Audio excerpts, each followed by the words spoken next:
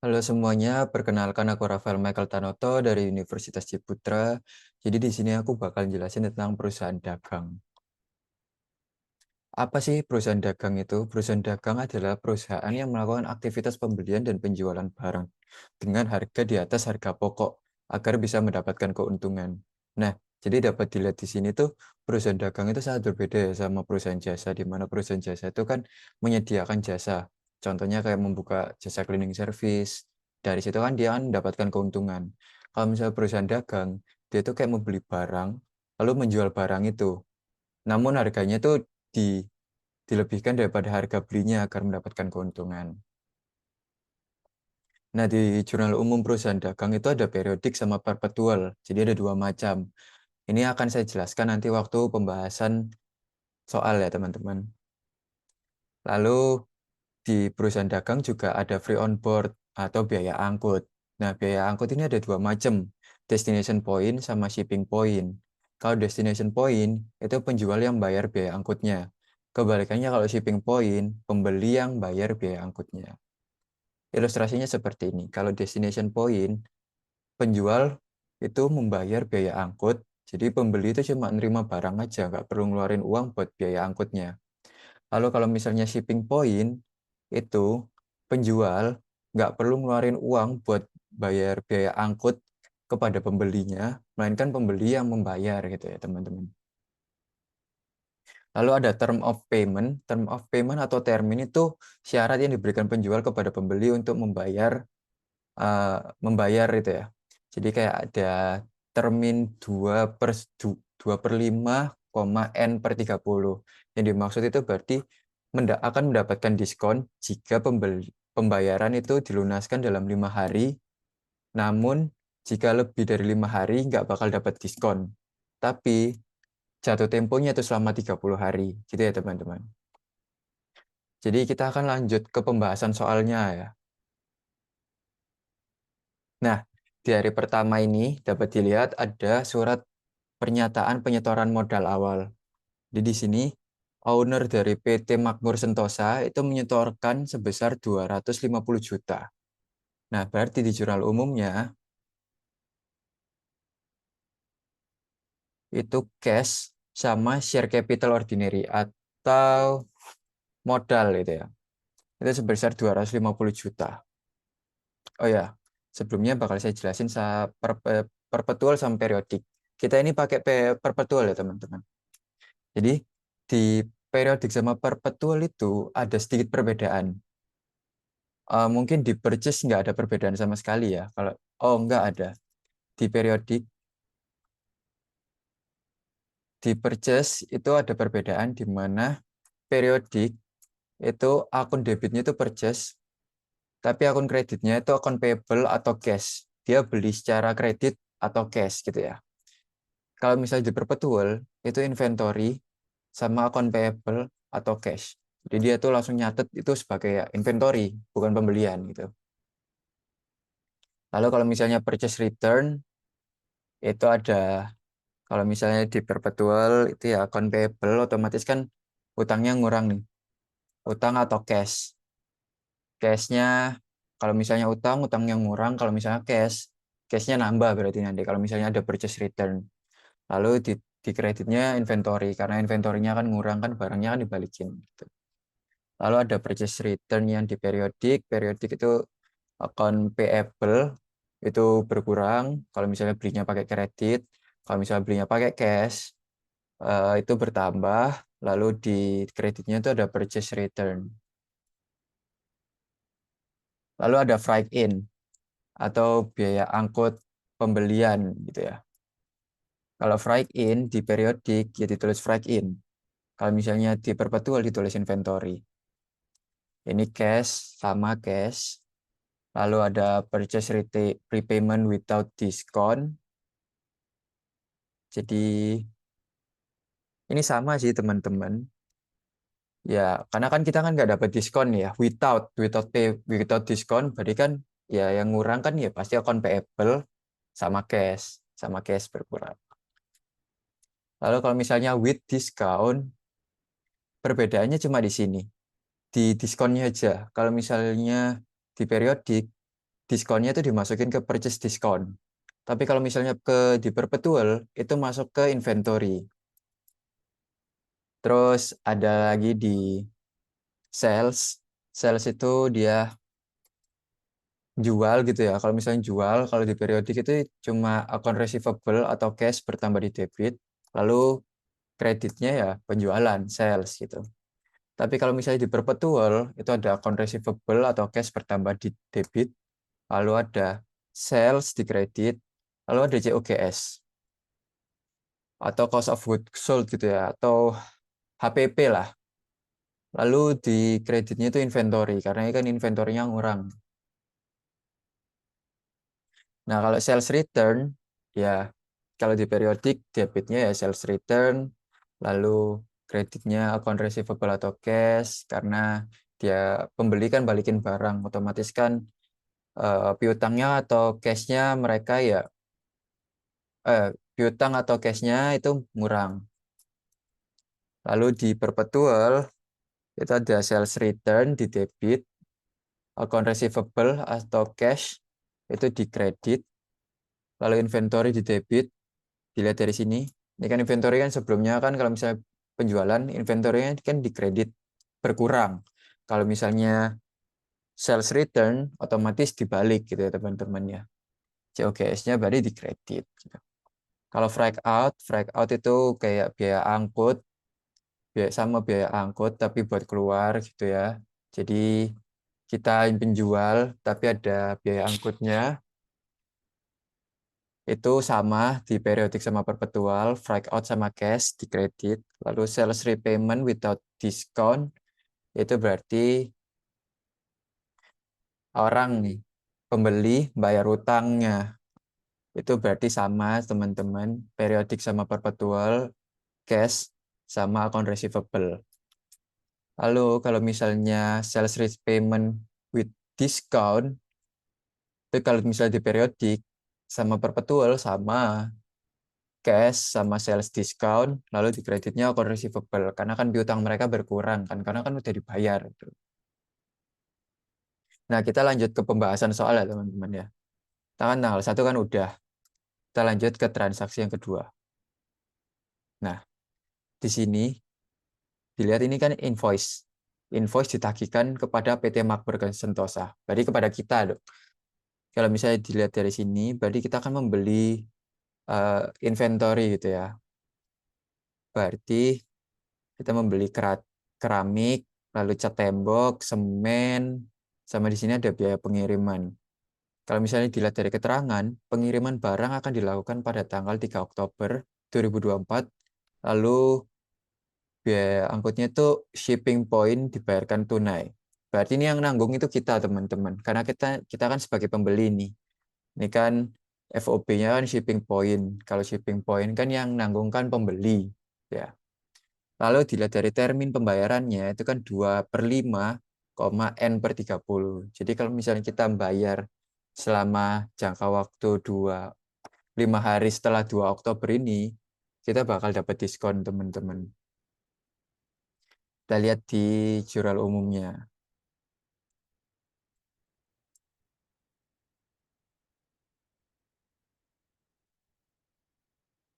Nah, ini. Inventory bertambah di debit, account payable.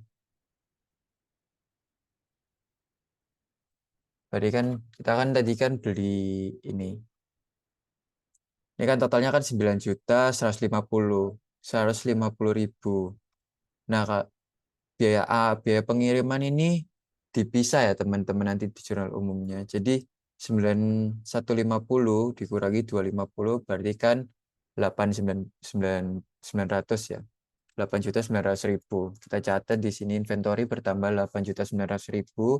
Lalu account payable-nya bertambah karena kan kita kan invoice belum ada kwitansinya. Jadi otomatis kan kita kan secara konsep belum membayar 8.900.000. Lalu inventory 250. Ini berarti kan biaya angkut kita dibayar secara tunai, berarti cash kita kan berkurang gitu. Kita lanjut. Nah, ini surat keterangan jalannya teman-teman. Nah, surat keterangan jalan itu penting ya teman-teman. Apalagi kalau misalnya kita membeli barang, itu harus ada surat keterangan jalannya. Kenapa sih? Karena ya itu menandakan kalau misalnya kita itu udah terima barangnya atau belum. Di sini kan kita kan sudah terima nih. PT Makmur Sentosa itu sebagai penerima, lalu pengirim, udah, udah semua nih.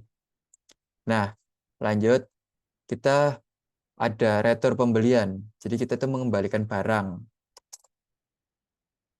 Berikan ada purchase return. Seperti yang saya jelaskan tadi, kalau misalnya purchase return, berarti ada account payable pasti kan ngurang nih. Hutangnya pasti ngurang. Ngurang pasti di debit.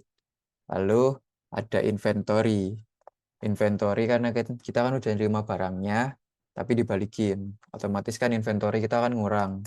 Jadi di debit, di kredit sebesar 1.700.000. Dapat dari mana nominalnya? Dilihat dari sini. Kita kan keramik kan tadi kan beli 40 nih. Harganya itu 80.000, 85.000 tiap itemnya.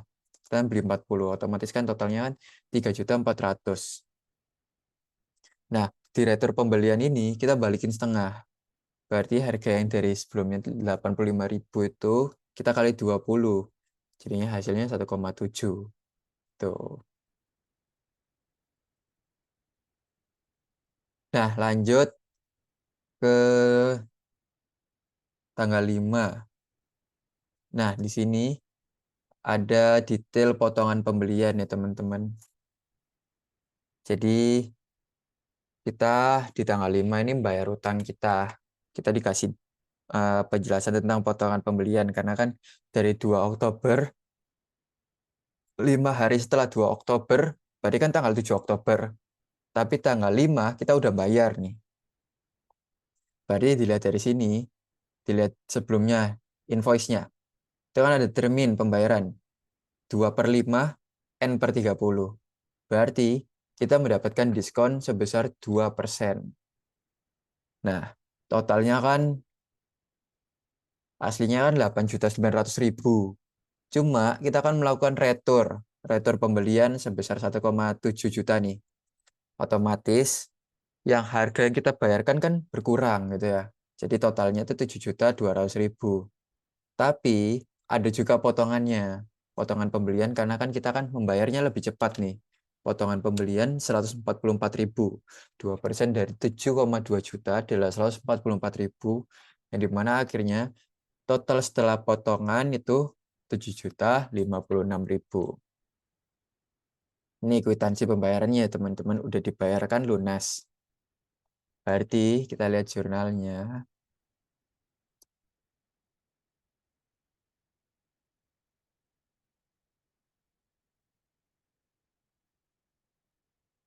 Nah ini. Account payable kan kita kan bayar. Otomatis kan hutang kita kan ngurang. Ngurang di debit. Account payable-nya ngurang 7.200.000.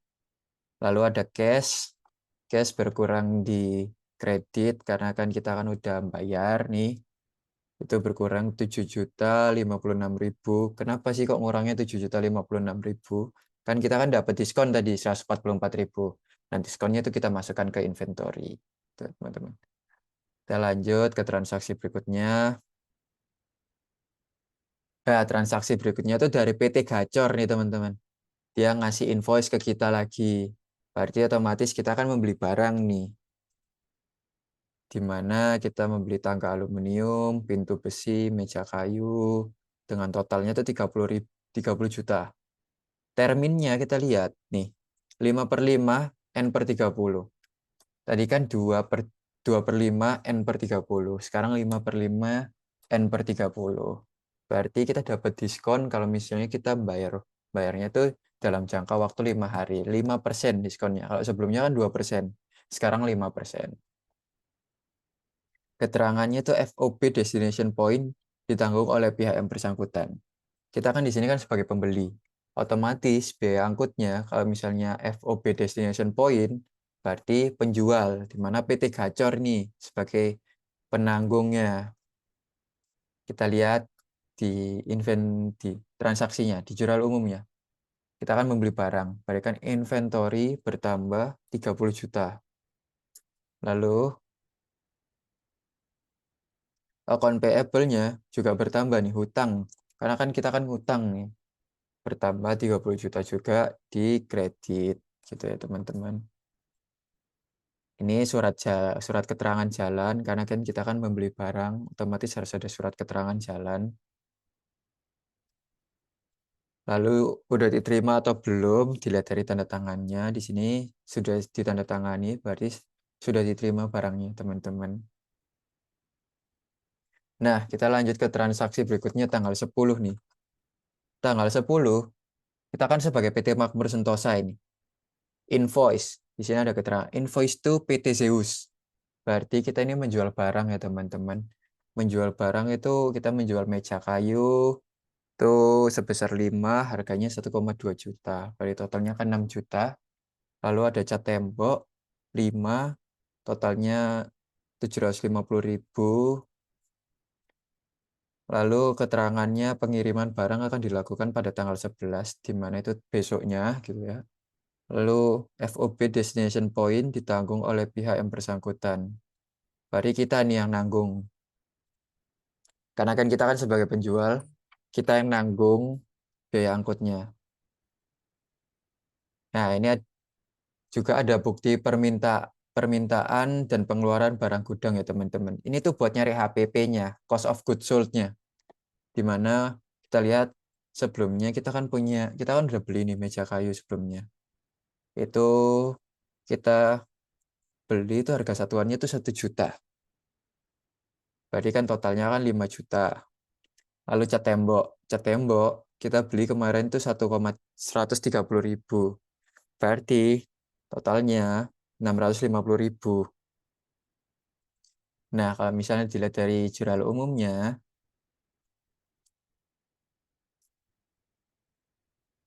itu account receivable di debit, karena kan kita orang lain ngutang sama kita ya, berarti kan piutang. Kita punya piutang 6.750.000. Lalu ada sales 6.750.000 sama COGS-nya. COGS itu didapat dari mana sih teman? Mungkin ada bingung dapat dari mana? Dapat dari sini teman-teman. Jadi kita itu COGS-nya itu dapat dari harga beli barang yang kita jual. Jadi kan tadi kan meja kayu 1 juta, totalnya 5 juta. Cat tembok 130.000, totalnya 650. Nah di sini tuh di total teman-teman, 5 juta ditambah 650, berarti kan 5,650.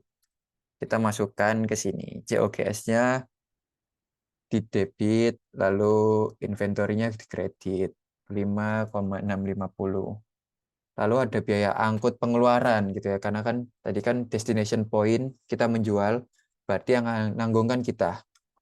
Itu sebesar 250.000. Oke, kita lanjut ke transaksi berikutnya.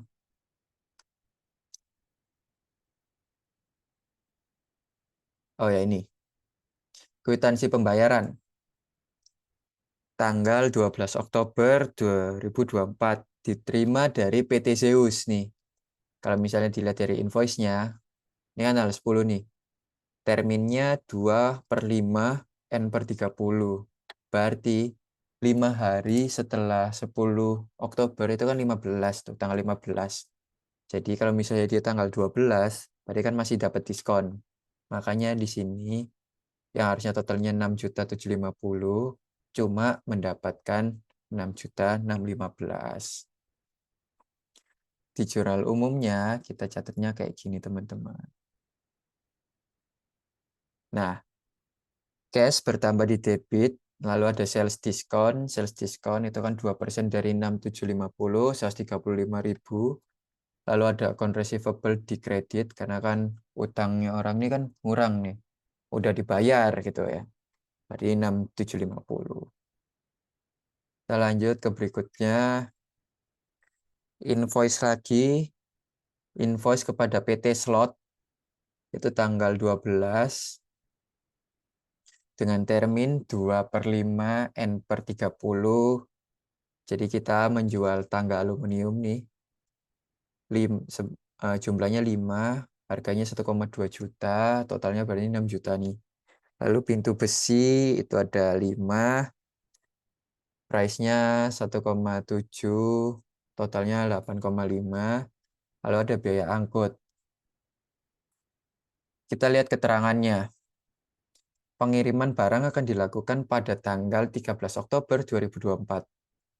FOB shipping point ditanggung oleh pihak yang bersangkutan. Nah, kita kan sebagai penjual.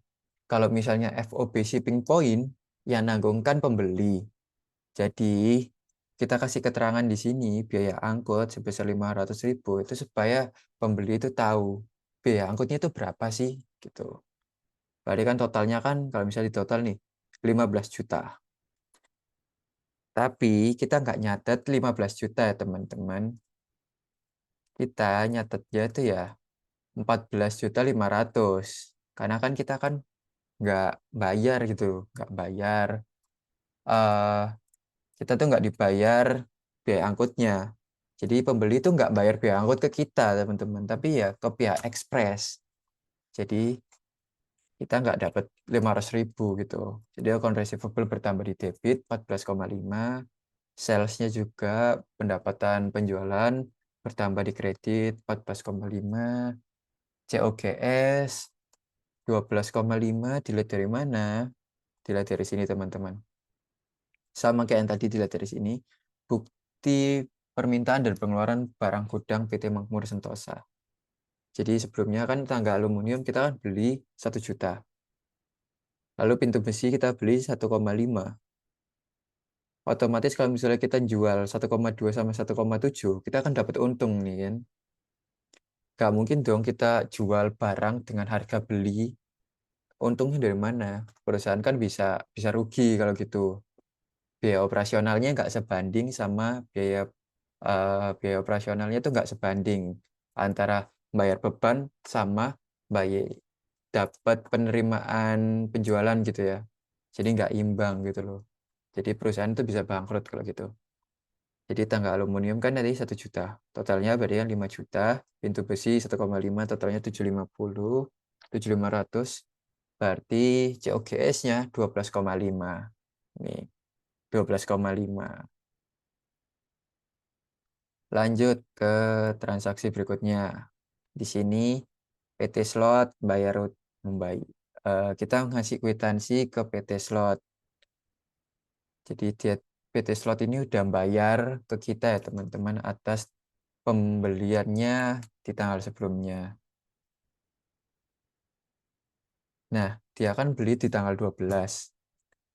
Terminnya di 2/5 N/30. Otomatis dapat diskon dong. Kita lihat diskonnya. Hutangnya 14,5. Sudah dibayar. Nah, 14,5, 2%-nya itu berapa sih? Ya 290.000. Otomatis kan dari 14,5, dikurangin sama sales diskonnya 290, hasilnya 14.210 gitu teman-teman. Kita lanjut ke tanggal 20 ya. Nah, tanggal 20 kita juga dapat dapat pembayaran nih dari kita bayar atas pembelian kita yang tanggal ini, tanggal 7, pembelian ke PT Gacor. Nah, ini kan belum kita bayar nih. Nah, kita bayar di tanggal 20. Ini. Berarti kalau misalnya pembayaran, ya akun payable-nya pasti berkurang di debit. Lalu cash berkurang juga di kredit. Itu sebesar 30 juta gitu. Kok nggak dapet diskon sih? Gitu ya, pasti bingungnya di situ. Kok nggak dapet diskon? Kita lihat di PT Gacor nih. Kita kan beli tanggal 7 nih. Terminnya 5/5 N/30. Nah, berarti kan jatuh temponya kan 6 November nih. 30 hari setelah 7 Oktober 2024. 6 November 2024. Nah, kita lihat kita bayarnya tuh kapan? Bayarnya tuh 20 Oktober, teman-teman. Otomatis kan lewat dari 5 hari nih. Tapi nggak melewati jatuh tempo. Jadi kita yang bayarnya ya sesuai harganya 30 juta gitu. Di sini 30 juta nih. Nah, kita lanjut ke transaksi berikutnya. Nah, transaksi berikutnya tuh kita ada retur penjualan, di mana kita habis jual barang nih. Barangnya tuh diretur. Keterangannya di sini, mejanya dimakan rayap. Berarti dari pembeli itu mengembalikan barang yang dia beli ke kita. Di sini kita lihat tuh unitnya tuh meja kayu, jumlahnya tuh 2, harga satuannya tuh 1,2, totalnya berarti 2,4. Gitu ya. Berarti di sini akunnya sales return di debit pasti 2,4. Lalu cash itu kan berarti 2,4 karena kan berkurang dong. Kalau misalnya dilihat kan itu kan udah dibayar, otomatis cash kita kan ngurang. Lalu inventory bertambah karena kan kita nerima barangnya lagi. Lalu COGS-nya berkurang di kredit. COGS-nya berkurang 2 juta. 2,4 sama 2 juta. Dilihat dari mana 2 juta? Dilihat dari COGS-nya lagi teman-teman. Kita kan dilihat dari ini. Dilihat dari harga beli. Kita kan beli di sini. Meja kayu sebesar 1 juta. 1 juta itu kita anggap sebagai ini. Kita anggap sebagai HPP-nya. Jadi harga belinya 1 juta. Kalau misalnya dia balikin barang 2, berarti HPP-nya kan 2 dikali 1 juta. Ya 2 juta gitu ya teman-teman. Lalu kita lanjut ke transaksi berikutnya di tanggal 24. Nah, PT Makmur Sentosa ini memberikan invoice lagi ke PT Depo. Itu tanggal 24, terminnya 2/5, N/30. Kita menjual keramik lantai 30 kali 30, lalu semen 5 roda 40 kilo. Itu totalnya 2 juta. Lalu pengiriman barang akan dilakukan pada tanggal 30 Oktober.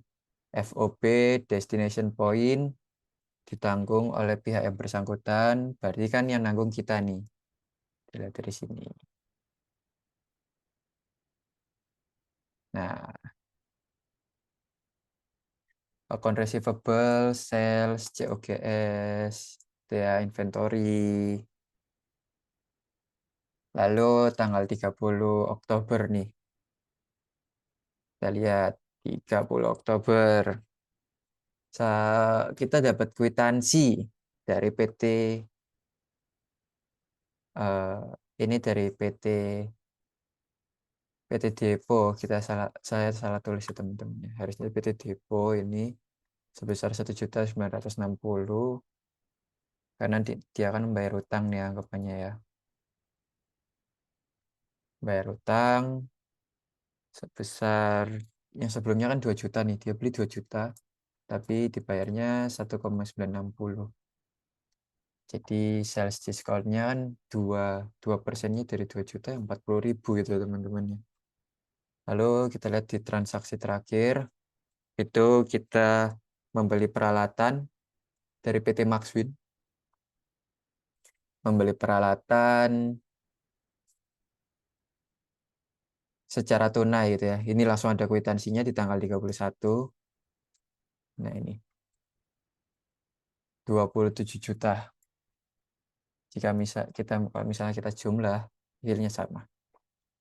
425, 175, 425, 175 gitu ya.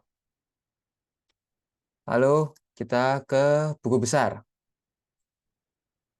Mungkin bakal aku refresh ya tentang buku besar. Gimana sih cara bikin buku besar? Nah, kita blok ini.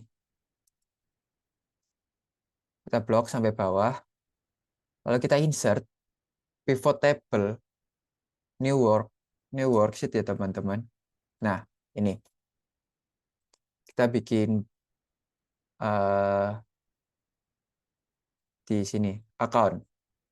Account masuk di filter. Lalu ada date. Date ini pasti masuk di rows. Lalu ada debit, kredit, gini.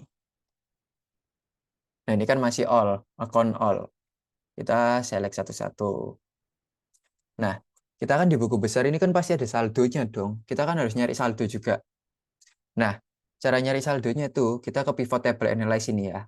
Kita field and item and set ini, calculated field. Lalu kita tulis saldo gini ya. Saldo. Rumusnya itu if debit lebih besar daripada kredit, maka debit dikurangi kredit. Sebaliknya, kredit kurangi debit. Gini teman-teman rumusnya. Ingat ya teman-teman, ini rumusnya. Jadi tinggal dipolak-balik aja. Nah, nemu nih. Dari 200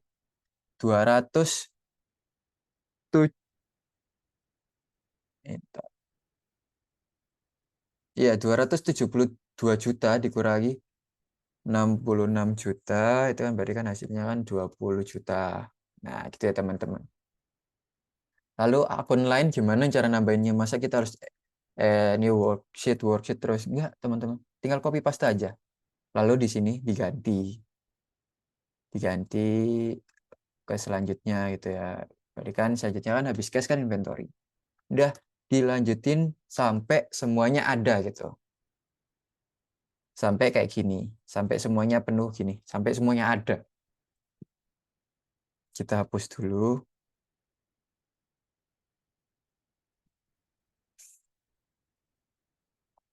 Nah, setelah udah kerja ini buku besar nih ya, buku besar udah selesai, kita akan lanjut ke neraca saldo. Neraca saldo mungkin ada yang lupa juga. Kita kita nggak perlu bikin lagi dari jurnal, tapi kita ya copy paste dari sini aja. Ini move or copy, create a copy, move to end. Nah, kita hapus ini semua teman-teman. Kita hapus, hapus, hapus. Kita sisain satu. Nah, di neraca saldo, ini juga ada rumusnya teman-teman. Buat rumus nyari debit sama kreditnya. Debit, kita gini ya, debit. Kita satu-satu dulu ya. Debit if kita lihat dari debit lebih besar daripada kredit, maka debit dikurangi kredit. Kalau nggak ada, nol. Tuh. Ini rumusnya.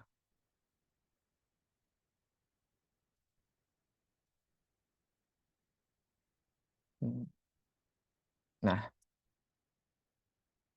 bentar ya teman-teman. Lalu kalau misalnya yang kredit, itu berikan kredit gini ya. If salah, bukan debit. Kredit. Kredit lebih besar daripada kredit, maka kredit dikurangi debit. Kalau enggak ya nol. Kalau enggak ada nol gitu. Nah, gini. Terus di pivot table fields-nya kita hapus nih. Kita pakai yang debit kredit ini. Lalu akunnya itu bukan di akunnya bukan di ini ya teman-teman, bukan di date, tapi di field di rows. Nah, biar muncul kayak gini. Terus tanggalnya ini dihapus, nggak perlu lagi teman-teman. Jadi kita cuma perlu tadi rumus yang tadi itu. Saldonya juga kita hapus. Jadi hasilnya kayak gini. Antara debit sama kredit, ini tuh kan harus imbang ya teman-teman ya kalau misalnya di neraca saldo atau trial balance. Jadi diperhatikan lagi kalau misalnya ada yang nggak balance gitu ya. Lalu habis kita bahas neraca saldo, kita bakal bahas tentang laporan keuangan. Nah, laporan keuangan itu bisa teman-teman lihat dari neraca saldo, buku besar, atau jurnal. Terserah teman-teman. Tapi kalau misalnya saya pribadi, saya pakai rumus Excel, yaitu sum if, saya ngambil dari jurnal. Mungkin ada teman-teman yang belum paham ya cara nyari rumus sum if. Anggapannya gini teman-teman. 411 sales. Nah, kita ini di sini mau nyari 411 sales. Kita lihat dulu rumus sum if. Sum if itu ada 3 nih. Range, kriteria, sama sum range. Nah, range itu apa sih? Range itu daerah yang mau kita cari gitu loh. Yang kita cari, lalu kriterianya tuh yang cocok itu apa? Apa kriteria yang kita cari? Nah, kriteria yang kita cari kan ini. Kita lihat dulu di sum if range. Nah, range ini bisa bisa kita ambil dua ya teman-teman ya. Kalau misalnya di sini saya pakai dari jurnal umum, tapi kalau misalnya contohnya ini bakal saya tunjukin dari trial balance-nya atau neraca saldo. Jadi range-nya kita ambil dari sini nih. Nama akunnya, lalu kriterianya kita ambil dari sini. Lalu sum range-nya, trial balance dari debit. Nah, kita akan nyari total nih ya. Total dari debit dikurangi kredit, sebaliknya kredit dikurangi debit gitu. Berarti kita harus balik lagi ke sini. Ke minus habis sampai di sum range, tutup kurung, minus sum if lagi teman-teman gitu ya. Range-nya kita ambil dari yang sama, kriterianya kita ambil dari yang sama di sini. Lalu sum range-nya kita ngambil dari kredit. Karena sebelumnya kan kita ngambil dari debit. Nih, B5 sampai B15. Tapi sekarang kita ambil dari C5 sampai C15. Nemu hasilnya 23.250.000. Kok minus? Kenapa minus gitu ya? Tapi kok di sini kok plus gitu. Nah, itu tuh gampang teman-teman. Ini tuh tinggal dibolak-balik aja. Ini kan tadi kan kita kan nyari dari debit dulu. Debit dikurangi kredit gitu anggapannya ya. Kita kan sales kan ada di kredit. Ya tinggal dibalik aja. Ini diganti B gitu. Ini diganti B. Ini ya di B. Terus kalau misalnya yang B diganti sama C. Udah nemu. Jadi positif kan teman-teman. Itu rumus sum if kalau di neraca saldo. Kalau misalnya di jurnal umum, sama sih. Kita lihat. Kita lihat di jurnal ini. Jurnal C6 sampai C49. Ini kan range-nya ya. Dilihat. C kan di sini. C6 sampai C49. Berarti sampai sini. Berarti kita dapat dari situ. Itu range yang bakal kita cari. Kriterianya ya ini. Lalu sum range-nya ya sama. Di jurnal ya debit kredit yang ini. Tinggal dibolak-balik aja. Nemu rumus sum if-nya kayak gitu. Sama kayak yang di 421 sales return, sales discount. Kalau misalnya di laporan laba rugi ya, ini kan laporan laba rugi income statement. Itu kan semua pendapatan dikurangi sama beban gitu ya. Kalau misalnya kita lihat pendapatannya, kita kan ada pendapatan, lalu, lalu nah pendapatan, kita kan cuma ada satu nih, pendapatan aja. Gak ada pendapatan dari bunga atau apa, pendapatannya dari penjualan aja, 23.250. Terus kita juga, tadi ada sales return gitu ya, pengembalian barang, retur penjualan gitu ya. Retur penjualan sama sales discount. Nah, ini nanti kita jumlah, ini dijumlah nih. Nanti salesnya ini bakal dikurangin sama ini jumlahnya ini. Hasilnya 20 juta 385. 20 juta 385.000. Itu net salesnya. Lalu ada COGS. COGS itu juga dimasukin ke sini teman-teman, ke laporan laba rugi. Jadi COGS itu kan mengurangi inventory ya. COGS-nya dikurangin ini laba rugi dikurangi COGS. Hasilnya 3.410. Terus beban. Beban kita cuma ada satu teman-teman. Dilihat dari mana? Nih, sum if freak out. Kalau misalnya kita lihat di jurnal, Kita pakai filter aja biar cepet. Biar nggak perlu nyari-nyari lagi gitu ya. Filter. Kita cari di sini. Kita cari freak out nih. Nah, freak out kita cuma ada satu nih. Beban angkut penjualan dibayar secara tunai itu sebesar 250.000 itu teman-teman. Jadi ya otomatis di laporan keuangannya, laporan laba rugi ya cuma 250. Berarti dari pendapatan tadi gross profit itu dikurangi sama freak out 250 jadinya 3,160. Ini tuh net income-nya atau pendapatan bersihnya setelah dikurangi sama beban. Lalu setelah itu ada return earning statement atau saldo laba ditahan, di mana kan return earnings di awal bulan, itu kan kita kan nggak ada pendapatan sama sekali. Yang ada kan penyetoran modal, jadi kita nggak masukin teman-teman.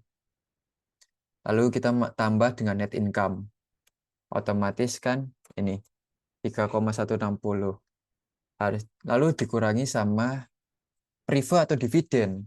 Cuma di kali ini kita kan nggak ada ngambil priva atau dividen sama sekali. Jadi return earnings di akhir periode di Oktober tanggal 31 itu ya 3,160 untuk teman-teman. Terus kita lanjut ke laporan posisi keuangan atau statement of financial position. Itu akan ada aset sama dengan ekuitas dan plus liabilitas gitu ya. Kita lihat asetnya. Asetnya kan kita punya cash, inventory, sama equipment. Jadi ini semua dijumlah, totalnya ini. 253.160. Lalu kita lihat ekuitasnya. Ekuitas itu kan ada share capital sama net income. Net income dapat dari mana? Dapat dari sini, teman-teman. Kenapa kok nggak ambil dari sini? Aslinya kalau misalnya kita nggak ada priva atau dividen sama sekali, boleh ngambil dari sini teman-teman. Karena kan hasilnya sama nih, 3,160 sama 31,60. Tapi kalau misalnya ada priva atau dividen gitu ya, itu pasti hasilnya beda teman-teman. Karena dari net income dikurangi priva atau dividen. Lalu liabilitas, kita nggak ada utang sama sekali nih teman-teman. Karena ya kita udah lunas semua pembelian sudah kita lunasin. Lalu di aset juga nggak ada piutang sama sekali karena pembeli udah melunasi semua. Itu di laporan posisi keuangan ini harus balance teman-teman, sama kayak di laporan neraca saldo harus balance juga itu ya teman-teman ya. Jadi balance-nya itu 253.160. Kita lanjut ke laporan keuangan yang terakhir yaitu cash flow atau arus kas. Arus kas ini terbagi menjadi 3. Operational activities, investing, sama financing. Operasional itu ya berkaitan dengan operasional perusahaan, kayak pendapatan, lalu pembelian, bukan pembelian, kayak pembayaran utang gitu loh. Lalu kayak ada pembayaran beban gitu. Nah, dapat dilihat dari sini. Nah, ini kan kita kan dapat dari pendapatan ya, pendapatan 20,385. Lalu ada purchase repayment, biar nggak kesulitan buat nyari cash gitu ya teman. Kita pakai filter lagi teman-teman. Kembali lagi ke filter, kita bikin ke ubah 101 cash. Nah, kita lihat dari mana sih pendapatannya? Kita lihat dari sini. Pendapatan kalau otomatis kan kalau misalnya udah lunas nih, berarti kan kalau misalnya di perusahaan dagang ini kan rata-rata kan invoice kan berarti kan kita nambah piutang gitu ya. Orang utang ke kita itu kan semakin banyak. Berarti kita lihatnya tuh waktu mereka udah bayar gitu. Kita lihat dari sini teman-teman. Nah, ini pelunasan piutang. Totalnya 2825. Oke, lanjut. Di cash flow selanjutnya itu ada purchase repayment atau pembayaran utang. Pembayaran utang berarti kita lihat yang di daerah kredit. Berarti kan cash kita kan hilang nih, berkurang karena kan kita kan bayar utang. Ini ada 7 juta ditambah sama 30 juta. Nih, 37,56. Ini kita masukin minus. Lalu cash use operational expense, di mana beban dilihat dari beban kita, biaya angkutnya ya. Itu kan ada shipping point sama destination point. Kita di sini beli, kita di sini jual, sama-sama ngurang gitu ya. 250, 250, 500.000. 500.000 masuk ke sini. Totalnya minus 17,171.000. Lalu cash flow from investing activities, ini tuh kayak pembelian peralatan teman-teman yang sifatnya tuh investasi atau jangka panjang. Beli tanah, beli peralatan, beli mobil gitu. Kita kan di terakhir itu kan kita kan beli nih 27 juta. Pembelian peralatan dengan tunai 27 juta. Berarti ya 27 juta masuk ke investing activities. Lalu cash flow from financing ya dari penyetoran modal itu sebesar 250 juta. Dilihat dari akhir nih. Nah, ini dari 250 ini nanti tuh ditambah semua teman-teman sini teman-teman. Ini tambah ini, hasilnya ini. Ini tuh hasil akhir teman-teman. Jadi cash of at the ending of the period itu 205 juta.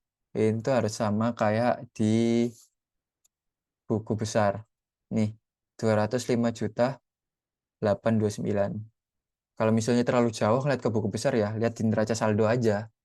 205 juta 529. Sama kan teman-teman? Tuh teman-teman.